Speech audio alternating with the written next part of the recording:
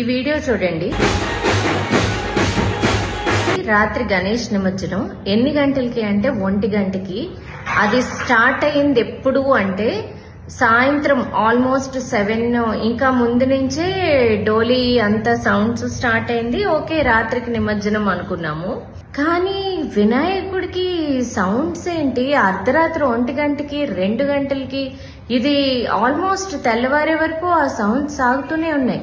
And అది move on అయిపోతే పర్వాలేదు, ఒకే ఇంటి ముందు నిల్చుని ఆ డ్రమ్స్ కి దే ఆర్ డ్రమ్స్, ఆ డ్రమ్స్ కి మైక్స్ పెట్టారు, డీజే లాగా మైక్స్ పెట్టి డాన్స్లు.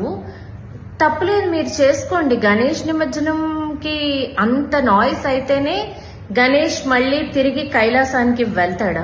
అంత నాయిస్ పెట్టి హార్ట్ పేషెంట్స్ ఉంటారు, చిన్నపిల్లలు ఉంటారు, లేకపోతే ఇంకా ప్రాబ్లమ్స్ ఉన్న వాళ్ళు, మెడికల్ ప్రాబ్లమ్స్ ఉన్న వాళ్ళు మెడిసిన్స్ వేసుకుని పడుకుని ఉంటారు. ఒక్కొక్క ఇంటి ముందు గంటన్నర పెట్టి what do they want to prove ఇది?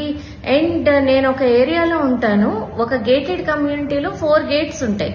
సో గేటెడ్ కమ్యూనిటీ అంతా కలిపి ఒకటే వినాయకుడిని పెట్టొచ్చు కదా. ఒక్కొక్క గేట్ కి ఒక్కొక్క వినాయకుడు, దానికి చందాలు ఓకే, ఇచ్చిన వాళ్ళు ఇస్తారు, ఇవ్వని వాళ్ళు ఇవ్వరు, అది వాళ్ళ ఇష్టం. కానీ ఈ అర్ధరాత్రి ఇంత సౌండ్స్ అయితే